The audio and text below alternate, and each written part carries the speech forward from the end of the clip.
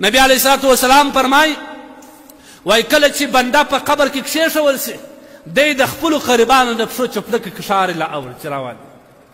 نو اول د وارې به فرشتې درته د حساب کتاب دپاره راسي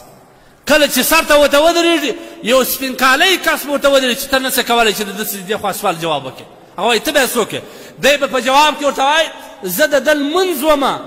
زه د ده لمونځ وم د زما حفاظت کوئ ته نه څه کولی چې د دې خوا درته راسه سوال کتاب ځینې وکړې په قبر کې اول د وارې چې تا ته په ښه درځي لمونځ دی او د لمانځه نه کولو ګناه قرآن کې الله تبارک وتعالی فرمایي د قیامت په ورځ وایي چې کله جهنمیان جهنم ته ولاړ سي الله اکبر الله دې مو د دې پیغوره وساتي جهنمیان چې جهنم ته ولاړ سي هلته به مسلمانان ومویني برابر تی څه کوئ ما سلککم فی سقر تی په جهنم کې څه کوئ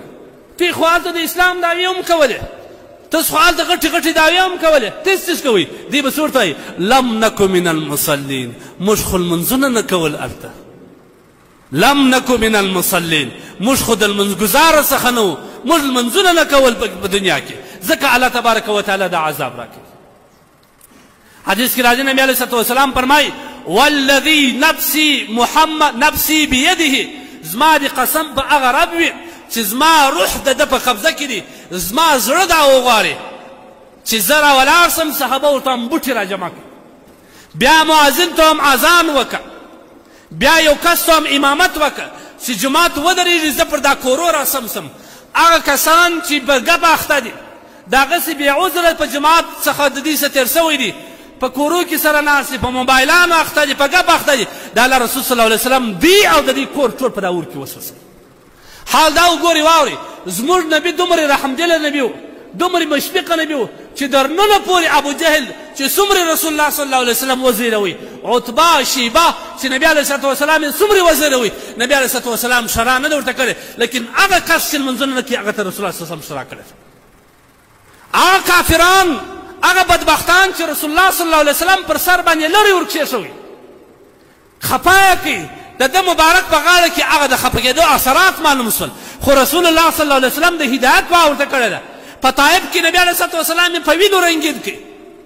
الله جل تبارک وتعالی فرشته ورته راواستو چې شرع وکړي چې دا غرونه پورته کړم چپه یې پرې راواړو د الله رسول صلی الله علیه وسلم شرع نه ده کړې لیکن هغه کس چې هغه په لمانځه کې کوتاهي کوي جماعت په کس ته پرېږدي رسول الله صلی الله علیه وسلم هغه ته دا شرع کړې چې زه غواړم چې دی او حال ټول په اور کې وسوسو نو څومره غټه ګناه ده دا لمونځ موږ تاسو معمولي شی بولي دا څومره غټه ګناه ده بل روایت کې راځي نبي علیه الصلاة والسلام فرمایي لا تترك صلاة متعمدا فإنه من ترك صلاة متعمدا نبی علیه الصلاة والسلام فرمایي لمونځ په کس سره مه پرېږدئ لمونځ په کس سره مه پرېږدئ که چا لمونځ په کس ته پرېښوي فقد برعت منه ذمة الله و ذمة رسوله الله وایي زما او زما د رسول د ذمې څخه ووتی دا کس زه ذمهداري بیا نه اخلم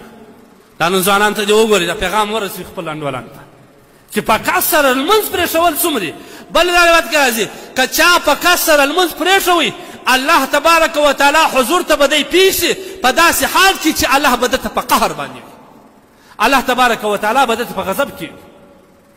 لقي الله تعالی وهو علیه غضبان الله تبارک وتعالی سره به دی ملاقات وکړي په داسې حالت کې چې الله تبارک وتعالی به دته په قهر او غضب باندې